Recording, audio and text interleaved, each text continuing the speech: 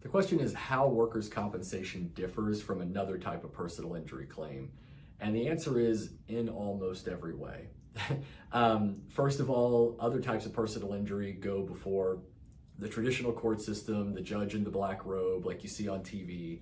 Workers' compensation isn't like that. There is no jury, there is no judge in a black robe. They have administrative law judges, but it's a different court system than the traditional court system.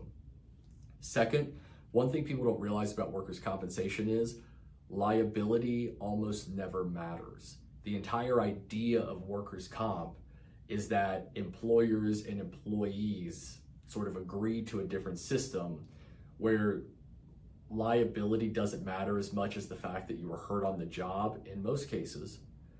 And on the other side of that, the employee gets less damages than they would in a traditional personal injury case.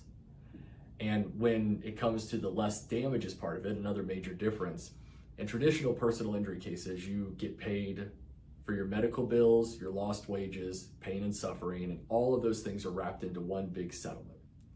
In workers' compensation, the settlements are much smaller at the end because yes, workers' comp pays for the medical bills, but they do that directly to the providers, so it doesn't come as part of a settlement. Two, they only have to pay 2/3 of your lost wages, not all of your lost wages. And those 2/3 are typically paid out every other week or every week. And so you've gotten that as you go, and it's not a part of a settlement at the end. The settlement at the end of a workers' compensation claim is mostly permanent partial disability or permanent total disability, which are terms that basically mean what impairment do you have after the doctors have gotten you back to being as good as they can get you. Maybe not all the way from before the injury, but as good as medicine can make you. What's left?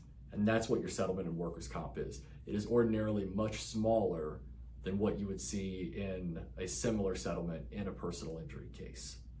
There are many, many other differences. I taught workers' compensation to law students for years, and I can fill an entire course with the differences, but you've got to think of it as a system where liability usually isn't what matters. You just have to be on the job.